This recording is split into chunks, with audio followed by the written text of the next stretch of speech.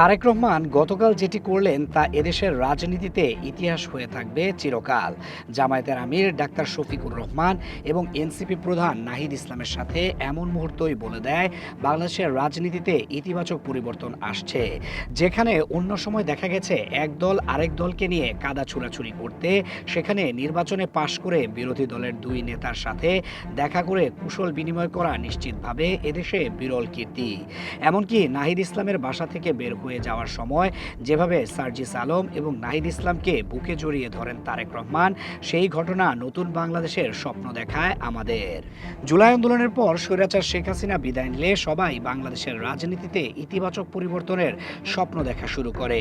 সেই স্বপ্ন পূরণের প্রথম ধাপ হিসেবেই যেন তারেক রহমান বিরোধী দলের নেতাদের কাছে ছুটে গেলেন।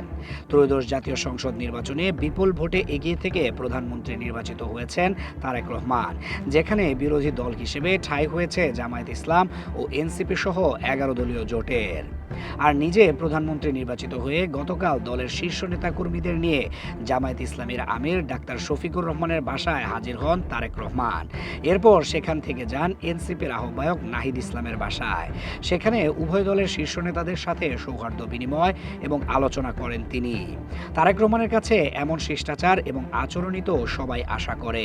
মতাদর্শ বা রাজনীতির নৈতিকতা ভিন্ন হতেই পারে, তবে দিন শেষে সবাই যদি নিজ নিজ জায়গা থেকে এমন আচরণ করে এবং শত্রু না ভেবে প্রতিপক্ষ ভাবে, তাহলেই গড়ে উঠবে একটি ঐক্যবদ্ধ বাংলাদেশ।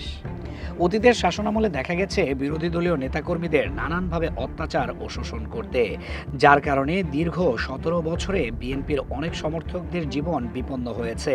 অনেকে বাড়িহারা, পরিবার হারা হয়েছেন। অনেক নেতাদের গুম হতে হয়েছে, বিনা বিচারে ফাঁসির মঞ্চে উঠতে হয়েছে। তবে এমন বাংলাদেশ আর চায় না কেউ। রাজনীতিকে পুঁজি করে গুম, খুন ও হত্যার বদলে এমন ঐক্যবদ্ধ পরিবেশ চায় সকলে। আশা করা যায় তারেক রহমান সেদিকেই জোর দেবেন এবং আগামীর বাংলাদেশকে জনগণের পছন্দ মতো করে তুলবেন। পাশাপাশি তার দলের কর্মীদেরও এই বিষয়ে সতর্ক করবেন।